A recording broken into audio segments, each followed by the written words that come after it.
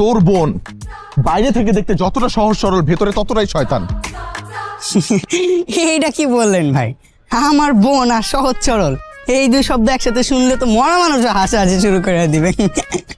ভাই এদিকে আসেন, আমি আপনাকে বলি, আসেন। এই যে আমার বোনের যে চেহারা আপনি দেখতে পান না, সব লোক দেখানি, ফেক ভাই। আসলে ভিতরে ভিতরে সন্ত্রাসী, খালি মারামারি করে। মারামারি করে মানে? জুডো কারাতে পারে নাকি? আমার মতো ছোট ভাই থাকতে পয়সা দিয়ে জুডো ক্যারাটে শিখা লাগে? তারপরে তুই মারামারি করিস? মারামারি শেখাস তুই?